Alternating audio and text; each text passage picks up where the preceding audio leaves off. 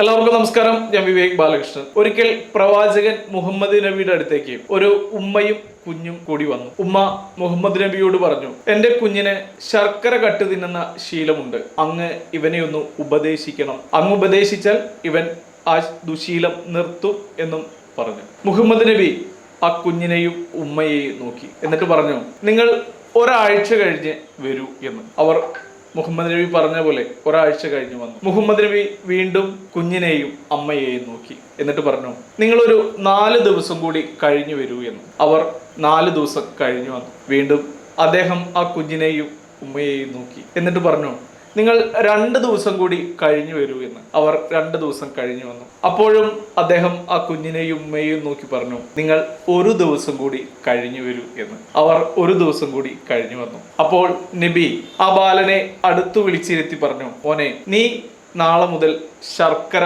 Cut തിന്നരുത്, ശർക്കര അമിതമായി കഴിക്കുകയും ചെയ്യരുത്, അത് വളരെ ദോഷം ചെയ്യുന്ന കാര്യമാണ്, മേലിൽ ആവർത്തിക്കരുത് എന്ന് പറഞ്ഞു. രണ്ടുപേർക്കും സന്തോഷമായി. അവർ പോവാൻ നേരം ആ ഉമ്മ നബിയോട് ചോദിച്ചു, അങ്ങ് എന്തിനാണ് ഈ ഒരു കാര്യം പറയാൻ വേണ്ടി ഇത്രയും ദിവസം ഞങ്ങളെ കൊണ്ട് കാത്തിരിപ്പിച്ചത് എന്ന്. നബി പറഞ്ഞു, നിങ്ങൾ ആദ്യം വരുന്ന ദിവസം എനിക്കും നിങ്ങളുടെ മകനെ പോലെ ശർക്കര കട്ട് തിന്നുന്ന ശീലമുണ്ടായിരുന്നു. ഞാനത് ഒരാഴ്ച കൊണ്ട് മാറ്റിയെടുക്കാൻ കഴിയും എന്നാണ് കരുതിയത്. പക്ഷെ അതിന് സാധിച്ചില്ല. പിന്നെ ഒരു 4 ദിവസം കൂടി വേണ്ടി വന്നു. അപ്പോഴും അത് പൂർണ്ണമായി നിർത്താൻ സാധിച്ചില്ല. പിന്നെ 2 ദിവസവും പിന്നെ 1 ദിവസവും എടുത്തു. ഇപ്പോൾ ഞാൻ പൂർണ്ണമായും ശർക്കര കഴിക്കുന്നില്ല എന്നുള്ള ബോധ്യം എനിക്കുള്ളത് കൊണ്ടാണ് ഞാൻ ഉമ്മയുടെ മകനെ ഉപദേശിച്ചത് എന്ന് പറഞ്ഞു. ഈ ഒരു കാര്യം പറഞ്ഞ് തുടങ്ങാനുള്ള കാരണം എന്താണെങ്കിൽ, റാപ്പ് ഗായകൻ വേടൻ ആയിരക്കണക്കിന് ആളുകളുടെ മുന്നിൽ വെച്ച് അദ്ദേഹത്തിന്റെ അനിയന്മാരായിട്ടുള്ള കൗമാരപ്രായമുള്ള കുട്ടികളോട് ഒരു ഉപദേശം നടത്തി. ഞാൻ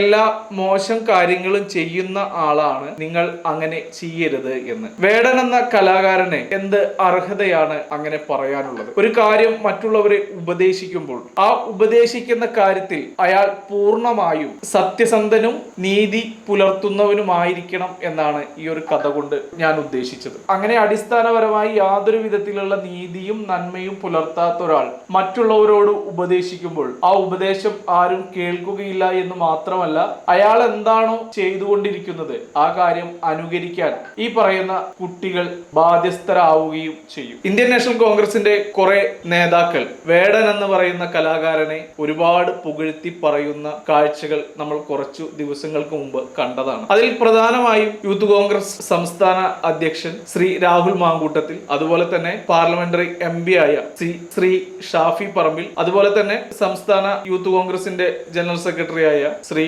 അഡ്വക്കേറ്റ് OJ ജനീഷ് അടക്കമുള്ള ആളുകളാണ് വേടനെ ഏറ്റവും കൂടുതൽ പുകഴ്ത്തി പറഞ്ഞത്. ജനീഷ് വേടനെ പുകഴ്ത്തി പറഞ്ഞതിൽ അത്ഭുതപ്പെടാനില്ല. കാരണം കേരളത്തിൽ ജനാധിപത്യത്തെക്കാൾ കൂടുതൽ ജാത്യാധിപത്യമാണല്ലോ നിലനിൽക്കുന്നത്. ജാത്യാധിപത്യത്തിലൂടെയാണല്ലോ ജനാധിപത്യം നിലനിർത്തുന്നത് തന്നെ. അതുകൊണ്ട് OJ ജനീഷ് ആ റൂട്ടിൽ പിടിച്ചതായിരിക്കണം വേടനെ കുറിച്ച് പുകഴ്ത്തി പറയാനുണ്ടായ കാര്യം. ഇത് ഏറ്റുപിടിച്ചിട്ടാണ് രാഹുൽ മാങ്കൂട്ടത്തിലും എല്ലാം പറഞ്ഞത്. ഇവിടെ വളരെ രസകരമായ മറ്റൊരു കാര്യം, TN പ്രതാപൻ, മുൻ MP TN പ്രതാപൻ വേടനെ കുറിച്ച് പുകഴ്ത്തി പറയുമ്പോൾ പറഞ്ഞിട്ടുള്ള ഒരു കാര്യമാണ്, വേടൻ ചെത്തുതൊഴിലാളികൾക്ക് വേണ്ടിയടക്കം പാടിയിട്ടുള്ളതാണ് എന്ന്. അത് ഏത് മൂടാണ് എന്ന് നോക്കിക്കഴിഞ്ഞാൽ നിസ്സംശയം പറയാം, അതൊരു ജാതി മൂടാണ് എന്ന്. കാരണം ചെത്തുതൊഴിലാളികൾ ഒരുപാടുള്ള കേരളത്തിൽ അവർക്കും കൂടി ഒരു മോട്ടീവ് ആയിക്കോട്ടെ വേടന്റെ പാട്ട് എന്ന ഒരു ടൂണിലാണ് പ്രതാപേട്ടൻ അത് പറഞ്ഞു നിർത്തിയത് എന്ന് അരിയാഹാരം കഴിക്കുന്ന എല്ലാവർക്കും മനസ്സിലാവും. ഇനി പറയാനുള്ളത് ഷാഫി പറമ്പിൽ വേടനെ കുറിച്ച് പറഞ്ഞുള്ള കാര്യങ്ങളാണ്. അതെല്ലാവരും കേട്ടതാണ്. തളിക്കുളത്ത് വന്ന് പ്രതാപേട്ടൻ കോർഡിനേറ്റ് ചെയ്ത ആ പരിപാടിയിൽ ഷാഫി പറമ്പിൽ പറഞ്ഞ കാര്യങ്ങൾ. ഷാഫി പറമ്പിലിനെ പോലെയുള്ള ഒരാള്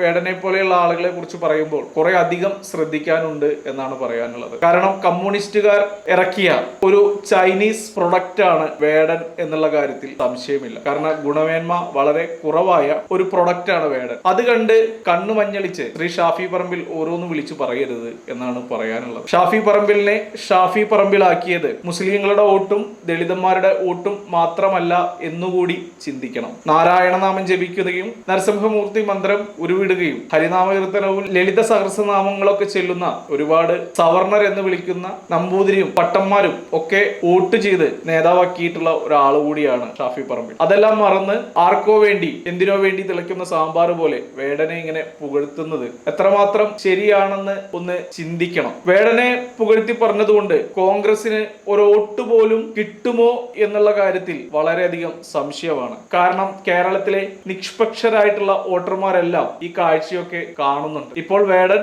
ഒരു സ്ത്രീപീഡന കേസിൽ കൂടി അകപ്പെട്ടിരിക്കുകയാണ്. ഇനിയെങ്കിലും നേതാക്കൾ ശ്രദ്ധിച്ചുകൊണ്ട് സസൂക്ഷ്മം നിരീക്ഷിച്ചുകൊണ്ട് ഇത്തരം ആളുകളെ പുകഴ്ത്തുകയും വാഴ്ത്തുകയും ചെയ്യണം എന്ന് പറയുകയാണ്. അല്ലെങ്കിൽ നിങ്ങളെ പുകഴ്ത്തുന്ന ജനങ്ങൾ നിങ്ങളെ എടുത്ത് താഴെയിടും എന്നുള്ള കാര്യത്തിൽ സംശയമൊന്നുമില്ല. ഇത്രയും പറഞ്ഞുകൊണ്ട് നിർത്തുന്നു.